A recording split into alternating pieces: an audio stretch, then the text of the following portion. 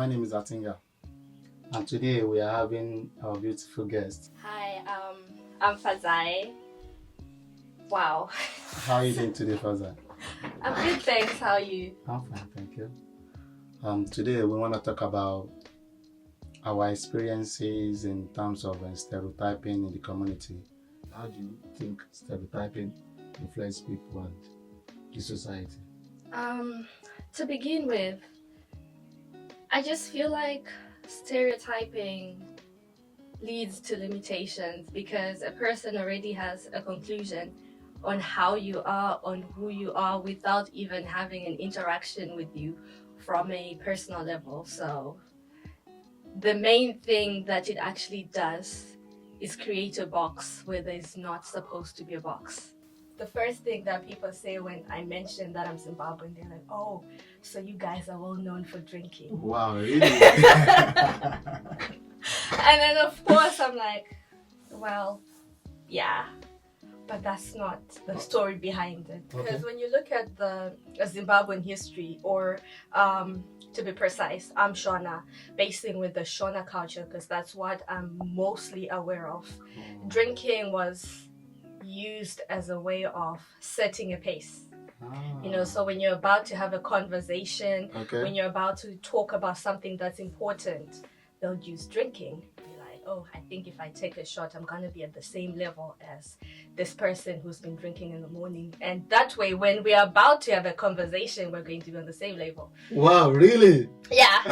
But now people are just taking it a bit far. And getting drunk. Yet the whole purpose was to reach a certain level so that we're all at the same level and reach a genuine understanding. But the way they put it, they make it seem like everyone drinks. Yet that's not really the case. I'll even use one type of stereotyping. Apologies to my fellow Nigerian friends, family, we're all from Africa.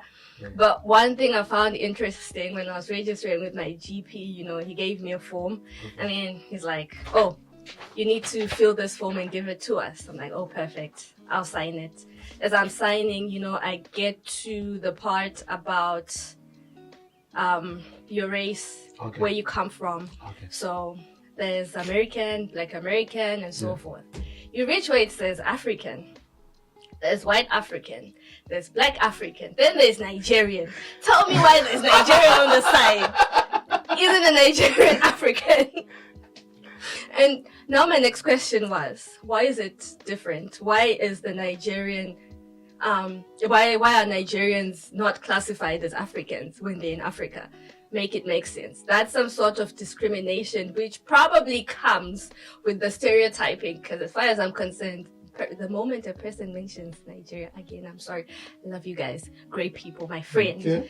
When a Nigerian person enters the room, it's fraud. Oh my God. You know?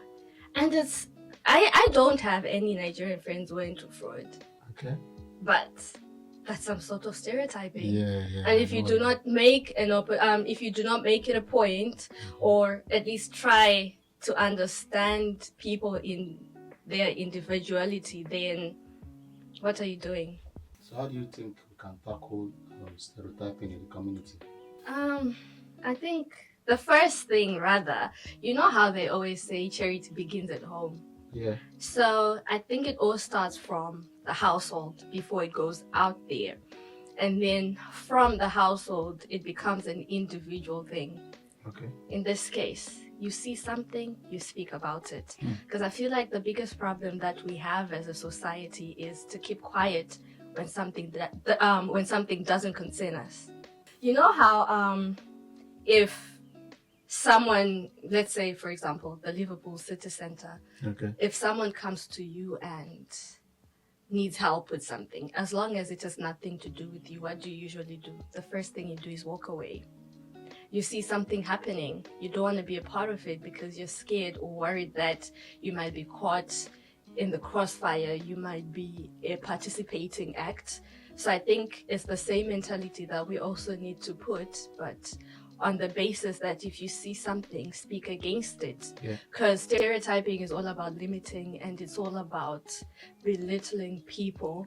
And this is just causing and resulting in a lot of divisions?